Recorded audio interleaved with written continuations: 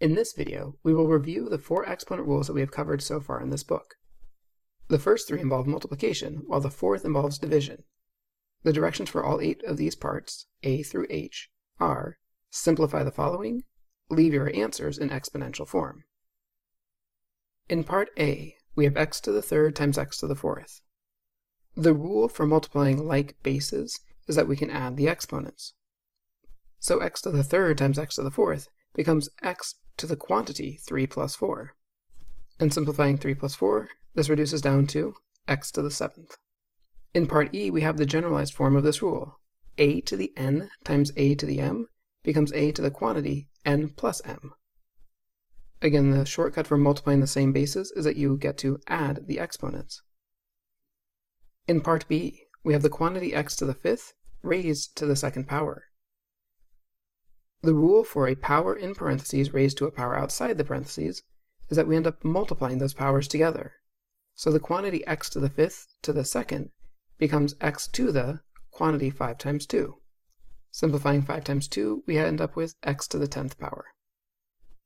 Part F is the generalized form of this rule.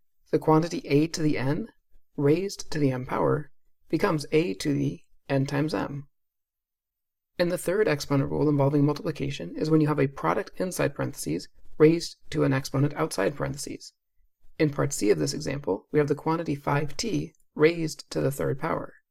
Well, that 3rd power will apply to each factor inside of the parentheses.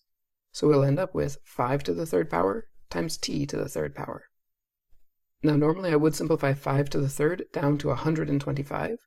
Because the directions were to leave your answers in exponential form, we will leave this as 5 to the 3rd times t to the 3rd. The generalized form of this rule is in part G, quantity ab raised to the nth power. We apply that exponent of n to each factor inside the parentheses. So the quantity ab raised to the nth power simplifies to a to the n, b to the n. In part D, we have the first division rule that we learned for exponents. In this example, we have 9 to the 7th divided by 9 to the 2nd. This division rule is the counterpart for the first multiplication rule that we had.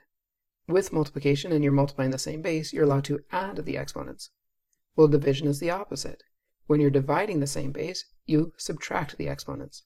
So 9 to the 7th divided by 9 to the 2nd becomes 9 to the 7 minus 2. And simplifying 7 minus 2, we end up with an answer of 9 to the 5th. And then the generalized form in part H. A to the n divided by a to the m, we subtract the bottom exponent from the top exponent. And so we end up with a to the n minus m.